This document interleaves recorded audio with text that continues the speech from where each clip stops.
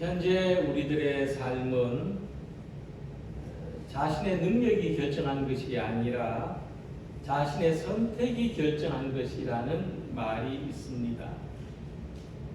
물론 능력이 있어야 선택의 폭도 넓을 수 있겠습니다만은 이런 경우를 생각해 볼 수가 있습니다. 얼마든지 행복하게 살 수 있는 능력을 가졌지만 스스로를 불행에 빠뜨리는 선택을 할 수도 있고, 아무리 어렵고 힘든 조건 속에 있다 할지라도 행복하게 살아가는 길을 선택할 수도 있는 것입니다. 그래서 우리 인생은 선택의 연속이고 또한 선택의 결과라고 하는 것입니다.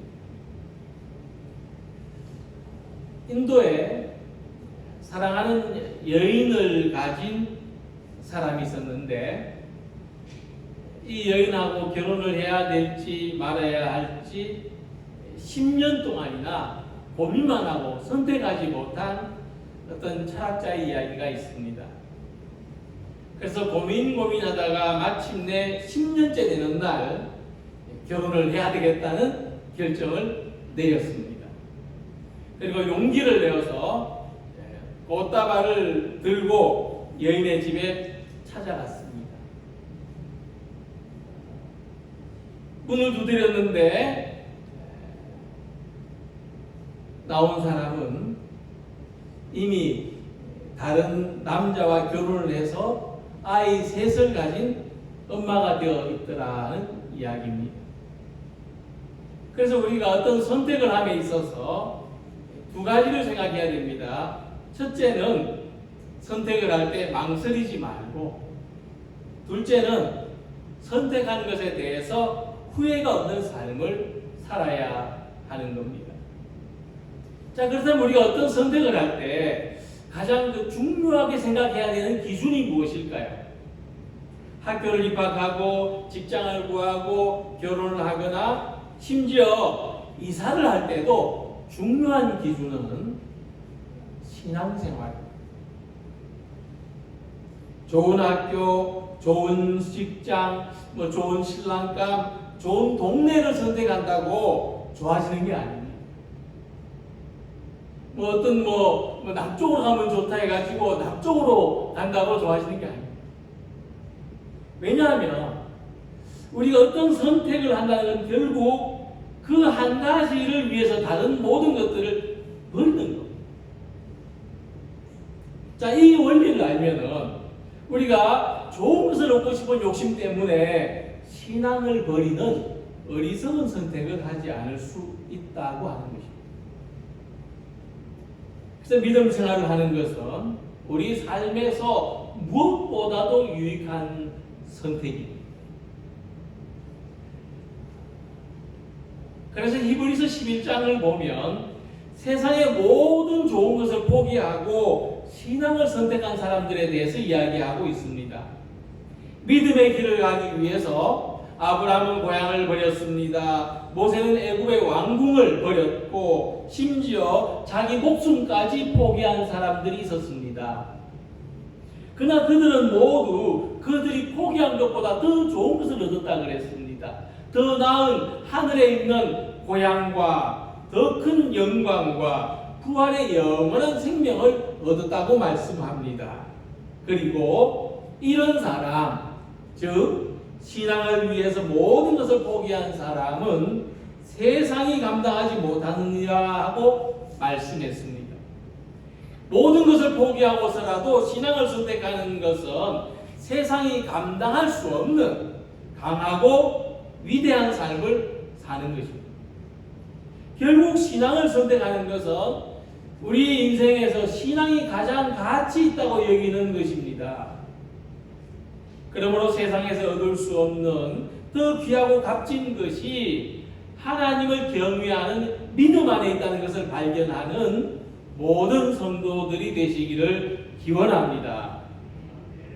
오늘 함께 읽은 말씀에서 예수님은 우리에게는 언제나 두 가지 선택의 가능성이 있다는 것을 말씀하시는데, 첫 번째는 넓은 문과 좁은 문의 선택입니다. 중요한 단어가 있는데 그것은 문이라고 하는 단어입니다. 학생이 학교를 가려고 해도 직장에 출근을 하려고 해도 문을 통과하지 않고는 아무것도 할 수 없습니다. 집에 들어갈 때도 문이 있고 교회 들어올 때도 문을 통해서 들어옵니다.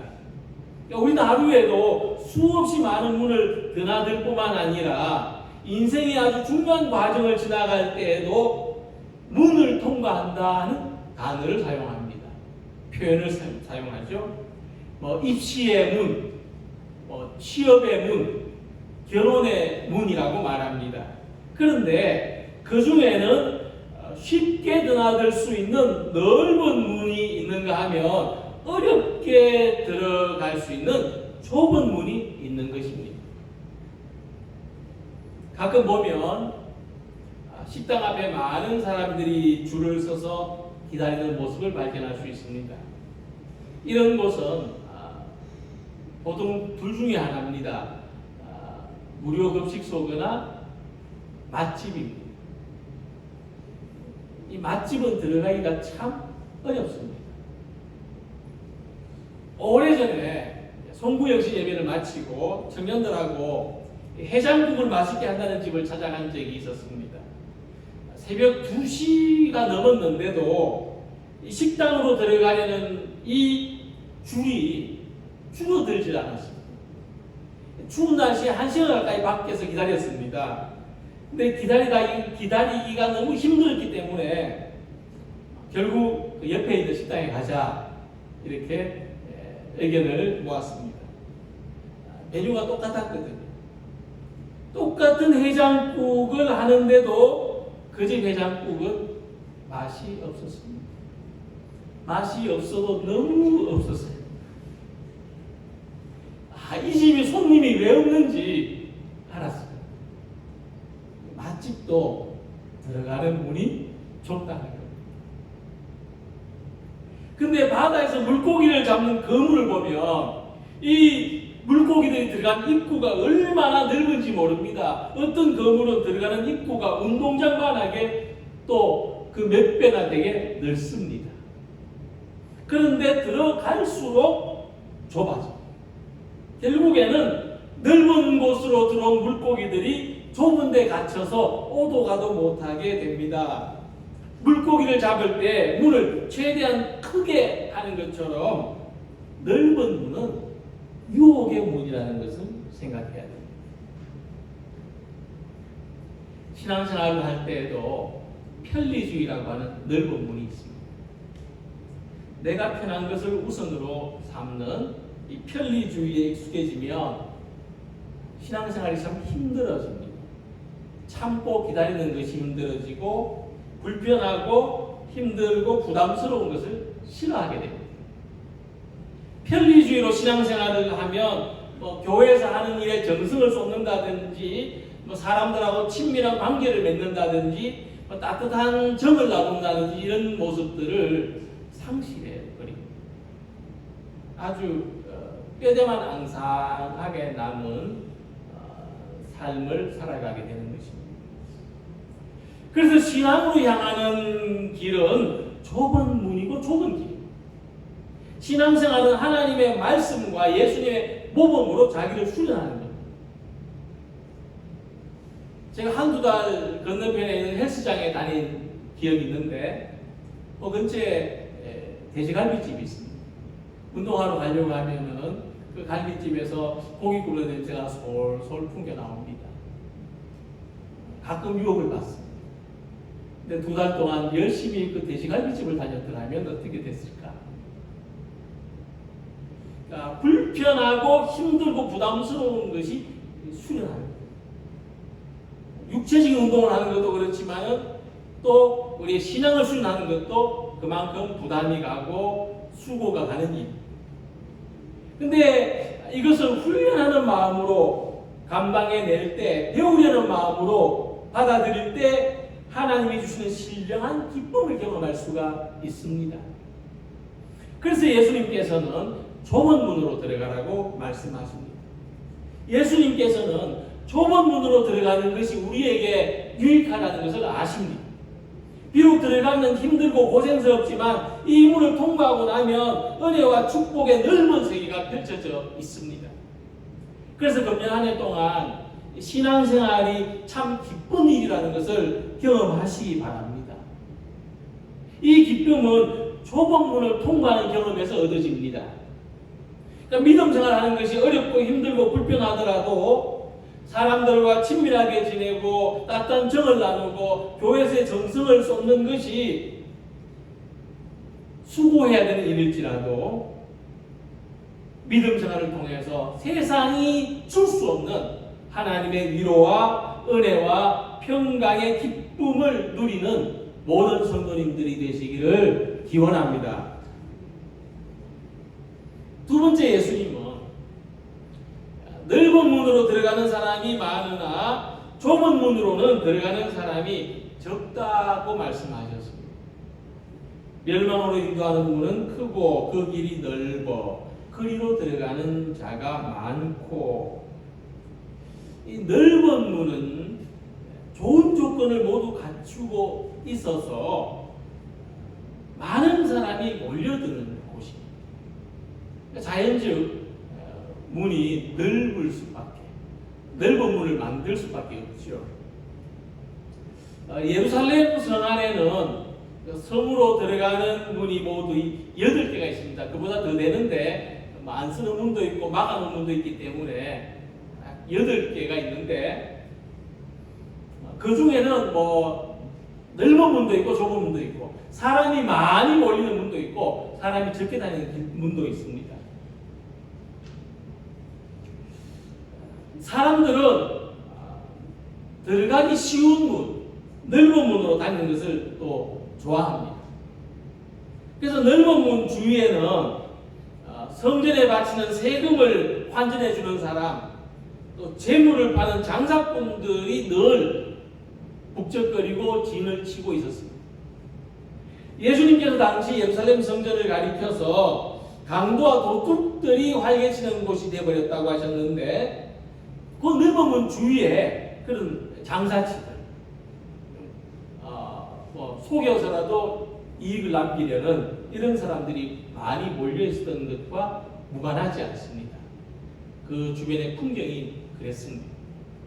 근데 흥미롭게도 이 예루살렘 성전에서 하나님의 은혜를 경험한 사람들이 모두 문 주위에 있었습니다. 베데스다 연못가에서 예수님을 만나서 고침을 받은 38년 된 명자가 있는데, 그는 양문 곁에 있는 베데스다라고 불리는 못에서 예수님을 만났던 것입니다. 또 베드로와 요한이 성전으로 기도하러 올라갈 때 날 때부터 걷지 못하던 사람이 이 베드로와 요한을 만나서 고침을 받았던 곳이 바로 미문 곁에서였습니다. 나면서 못 듣게 된 일을 사람들이 메고 오니 이는 성전에 들어가는 사람들에게 구걸하기 위하여 날마다 미문이라는 성전 문에 두는 자라.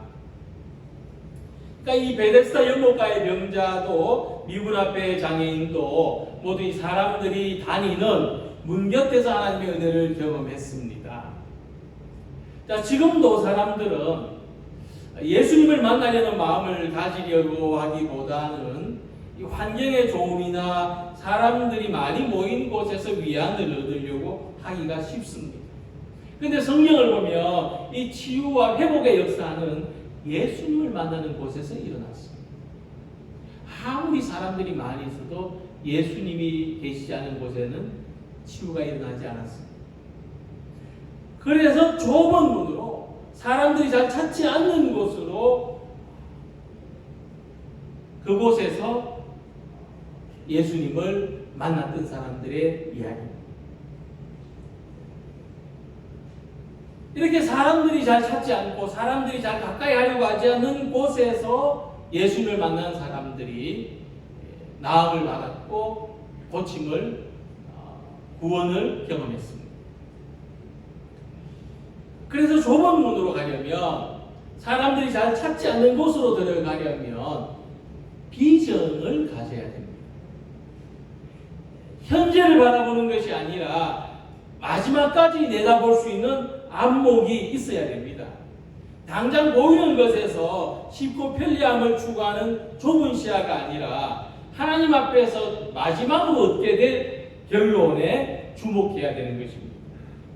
그래서 우리는 많은 사람들이 깊이 아는 십자가의 길을 갈지라도 비전이 있기 때문에 마지막을 볼 줄 아는 눈을 가졌기 때문에 그 길을 강하고 담대한 믿음으로 갈 수가 있습니다. 그러니까 믿음의 비전은 뭐냐 하면 사람의 많고 적음에서 생기는 것이 아니라 믿음의 목표가 되시는 예수님을 바라보는 것입니다. 누가복음 12장 32절에서 예수님은 말씀하셨습니다. 적은 무리여 무서워 말라. 너희 아버지께서 그 나라를 너희에게 주시기를 기뻐하시느니라. 그래서 오늘 우리는 적은 무리가 모여 있을지라도 두려워하지 않기를 바랍니다. 오직 예수님의 말씀대로 하나님의 나라를 바라보는 비전의 공동체가 되기를 소망합니다. 오늘 우리에게 주시는 하나님의 은혜를 바라보는 성도님들, 예수 그리스도를 만나고자 하는 성도님들이 되시기를 바랍니다. 또한 우리의 비전은 한 사람이 10사람을 섬기고 10사람이 100사람을 섬기는 비전을 가져서 오늘 적은 무리에 속한 우리들이지만 주님의 나라에 쓰임받는 이 믿음의 비전으로 한 해 동안 도전을 받고 힘을 내는 모든 성도님들이 되시기를 소망합니다. 그리고 예수님께서는 멸망으로 인도하는 문과 생명으로 인도하는 문이 있다 말씀하셨습니다. 생명으로 인도하는 문은 좁고 길이 협착하여 찾는 자가 적음이라. 1981년에 우리나라 광고 역사에서 최고로 손꼽히는 광고가 나왔습니다.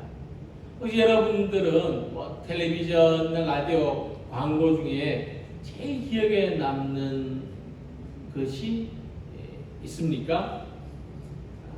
그 광고는 어떤 광고냐면 순간의 선택이 10년을 좌우합니다 하는 전자제품 광고. 아마 우리나라 국민 가운데 이 광고를 모르는 사람이 없을 겁니다. 얼마나 유명한지 아시겠죠? 이 광고가 왜 유명해졌느냐? 단순히 물건만 소개하는 것이 아니라 소비 문화를 바꾸었기 때문이라고 합니다. 그러니까 이 문구의 핵심은 이 선택의 순간, 결정의 순간은 한순간일지 몰라도 한번 결정하면 그 영향은 길게 남는다는 것입니다. 그래서 순간의 선택으로 말미암아 멸망과 생명의 길이 결정된다면 이것이야말로 우리 일생에 얼마나 중요한 일이겠습니까? 근데 예수님은 우리들이 생명의 길을 선택하기가 쉽지 않다고 말씀하십니다. 그 이유는 생명을 얻으려면, 영원한 생명을 얻으려면 대단히 어려운 결정을 해야 되기 때문에 그렇습니다. 예수님 말씀하시기를 누구든지 나를 따라오려거든 자기를 부인하고 자기 십자가를 지고 나를 따를 것이니라고 했습니다. 이 말씀과 같이 생명을 얻으려면 자기를 부인하고 십자가를 지는 어려운 선택을 해야 되는 거예요. 자기를 부인하는 것은 개인의 욕심을 앞세우지 않고 하나님의 뜻을 먼저 구하고 하나님 중심의 삶을 사는 것을 말합니다. 십자가를 지는 것은 우리에게 주어진 하나님의 사명을 이루는 것을 말합니다. 그래서 이 멸망과 생명은 우리 삶의 마지막 결론이기도 하지만 이 땅에서 살아가는 동안 우리의 선택을 통해서 얼마든지 경험할 수 있다고 하는 것입니다. 먼저 멸망이라고 하는 말의 뜻을 생각해 보면 멸망이라는 말은 허비한다, 탕진한다는 뜻을 가지고 있습니다. 예수님 위에 나타난 탕자가 아버지 재산을 가지고 가서 뭘 했습니까? 성경을 보면 이렇게 말씀했습니다. 그 후 며칠이 안 되어 둘째 아들이 재물을 다 모아가지고 먼 나라에 가 거기서 허랑방탕하여 그 재산을 낭비하더니, 예수님은 탕자의 삶을 허랑방탕했다, 곧 허비했다고 말씀하신 겁니다. 자, 그렇다면 이러한 선택을 한 사람이 그 결말이 어떻게 되리라고 하는 것은 불보듯이 뻔합니다. 이렇게 멸망한다는 것은 허비하는 겁니다. 시간이 지나면서 하나씩 허비되어서 마지막에는 아무것도 남지 않는 것을 말합니다. 이 사람이 겉으로 드러나는 것에만 치중해서 살다 보면 이 같은 인생의 허무한 결말을 맞이합니다. 좋은 것만 찾아서 살았는데 나중에는 아무것도 남지 않습니다. 그러나 생명은 그렇지 않습니다. 날마다 새로워지고 풍성해지는 것입니다. 이 생명이 예수님 안에 있습니다. 요한복음 8장 12절 보면 예수께서 말씀하여 이르시되 나는 세상의 빛이니 나를 따르는 자는 어둠에 다니지 아니하고 생명의 빛을 얻으리라고 말씀하셨습니다. 우리는 이 생명을 얻기 위해서 예수님을 따르는 사람이 되어야 합니다. 우리도 예수님처럼 자기를 부인하고 자기 십자가를 짐으로써 날마다 새로워지고 풍성해지는 생명을 얻는 것입니다. 그래서 좁은 문을 통해서 들어가면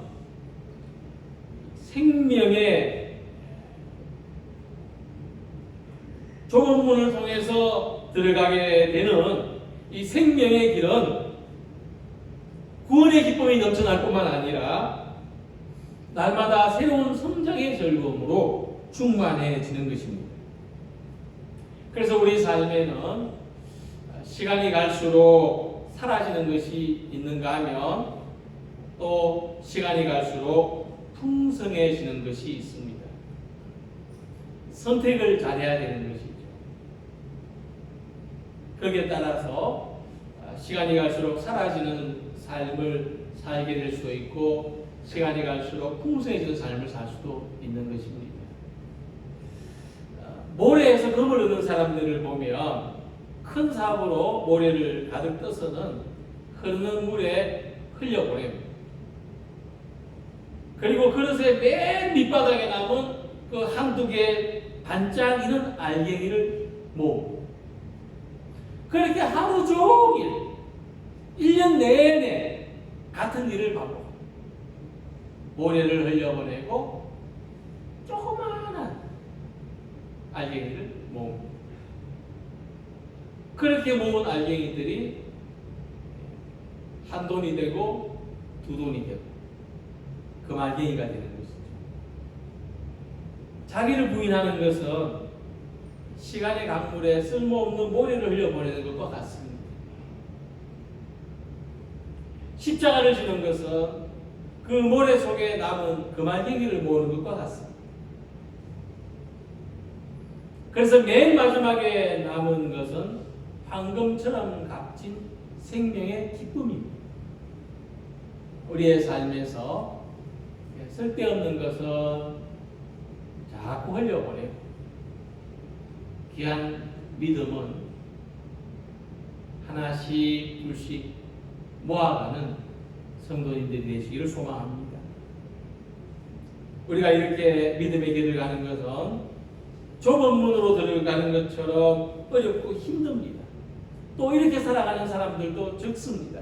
그러나 이 좁은 문으로 들어갔을 때 결국에는 영원한 생명, 하늘의 기쁨이 남습니다.